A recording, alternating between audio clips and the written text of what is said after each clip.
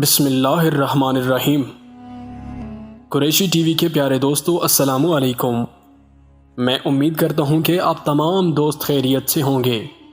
اللہ رب العزت سے دعا ہے کہ اللہ پاک آپ تمام دوستوں کی جائز حاجات کو پورا فرمائیں، آمین۔ آواز اور تصویر کی دنیا کے عزیز دوستو، آج آپ دوستوں کے سامنے شب بارات کا حکم اور شب بارات کی فضیلت بیان کرنے جا رہا ہوں۔ امید کرتا ہوں کہ ویڈیو آپ دوستوں کو ضرور پسند آئے گی۔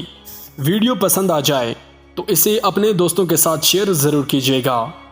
پیارے دوستو، شعبان کی 15ویں شب بارات کہلاتی ہے، یعنی وہ رات جس میں مخلوق کو گناہوں سے بری کر دیا جاتا ہے۔ تقریباً 10 صحابہ کرام رضی اللہ تعالیٰ عنہ سے اس رات کے متعلق احادیث منقول ہیں۔ حضرت عائشہ رضی اللہ تعالیٰ عنہ فرماتی ہیں کہ شعبان کی 15ویں شب کو میں نے نبی کریم صلی اللہ علیہ وآلہ وسلم کو اپنی آرام گاہ پر موجود نہ پایا تو تلاش میں نکلی، دیکھا کہ آپ جنت البقیع کے قبرستان میں ہیں۔ پھر مجھ سے فرمایا کہ آج شعبان کی 15ویں رات ہے، اس رات میں اللہ تعالیٰ آسمان دنیا پر نزول فرماتے ہیں اور قبیلہ بنی کلب کی بکریوں کے بالوں کی تعداد سے بھی زیادہ گنہگاروں کی بخشش فرماتے ہیں۔ دوسری حدیث میں ہے، اس رات اس سال پیدا ہونے والے ہر بچے کا نام لکھ دیا جاتا ہے۔ اس رات میں اس سال مرنے والے ہر آدمی کا نام لکھ لیا جاتا ہے۔ اس رات میں تمہارے اعمال اٹھائے جاتے ہیں اور تمہارا رزق اتارا جاتا ہے۔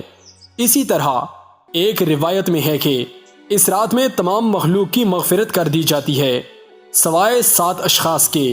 وہ یہ ہیں: مشرک، والدین کا نافرمان، کینہ پرور، شرابی، قاتل، شلوار کو ٹہنوں سے نیچے لٹکانے والا اور چغل خور۔ ان 7 افراد کی اس عظیم رات میں بھی مغفرت نہیں ہوتی جب تک کہ یہ اپنے جرائم سے توبہ نہ کر لیں۔ حضرت علی رضی اللہ تعالیٰ عنہ سے ایک روایت میں منقول ہے کہ اس رات میں عبادت کیا کرو اور دن میں روزہ رکھا کرو۔ اس رات سورج غروب ہوتے ہی اللہ تعالیٰ اپنے بندوں کی طرف متوجہ ہوتے ہیں اور اعلان ہوتا ہے، کون ہے جو گناہوں کی بخشش کروائے، کون ہے جو رزق میں وسعت طلب کرے، کون مصیبت زدہ ہے جو مصیبت سے چھٹکارا حاصل کرنا چاہتا ہو۔ ان احادیث کریمہ اور صحابہ کرام رضی اللہ تعالیٰ عنہم اور بزرگان دین کے عمل سے ثابت ہوتا ہے کہ اس رات میں 3 کام کرنے ہیں۔ نمبر 1، قبرستان جا کر مردوں کے لیے ایصال ثواب اور مغفرت کی دعا کی جائے، لیکن یاد رہے کہ نبی کریم صلی اللہ علیہ وآلہ وسلم سے ساری حیات مبارکہ میں صرف ایک مرتبہ شب بارات میں جنت البقیع جانا ثابت ہے۔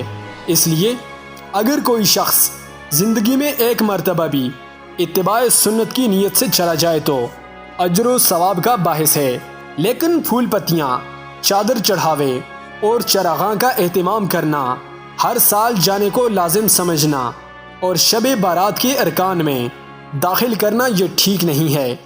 جو چیز نبی کریم صلی اللہ علیہ وآلہ وسلم سے جس درجے میں ثابت ہے، اس کو اسی درجے میں رکھنا چاہیے۔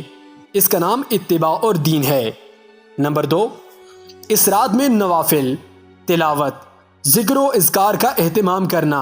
اس بارے میں یہ واضح رہے کہ نفل ایک ایسی عبادت ہے جس میں تنہائی مطلوب ہے، یہ خلوت کی عبادت ہے، اس کے ذریعے انسان اللہ کا قرب حاصل کرتا ہے۔ لہٰذا نوافل وغیرہ تنہائی میں اپنے گھر میں ادا کر کے اس موقع کو غنیمت جانیں۔ نوافل کی جماعت اور محسوس طریقہ اپنانا درست نہیں ہے۔ یہ فضیلت والی راتیں شور و غل اور میلے، اجتماع منعقد کرنے کی راتیں نہیں ہیں، بلکہ گوشہ تنہائی میں بیٹھ کر اللہ سے تعلق استوار کرنے کے قیمتی لمحات ہیں، ان کو ضائع ہونے سے بچائیں۔ نمبر 3، دن میں روزہ رکھنا بھی مستحب ہے۔ ایک تو اس بارے میں حضرت علی رضی اللہ تعالیٰ عنہ کی روایت ہے، اور دوسرا یہ کہ نبی کریم صلی اللہ علیہ وآلہ وسلم ہر ماہ ایام کے 13، 14، 15 کے روزوں کا اہتمام فرماتے تھے۔ لہٰذا اس نیت سے روزہ رکھا جائے تو اجر و ثواب ہوگا۔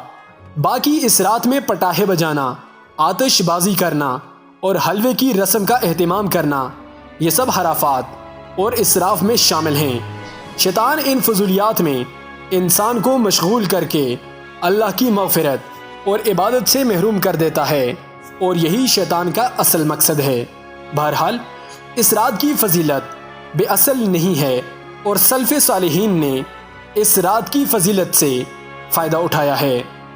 عزیز دوستو، میں امید کرتا ہوں کہ ویڈیو آپ دوستوں کو پسند آئی ہوگی۔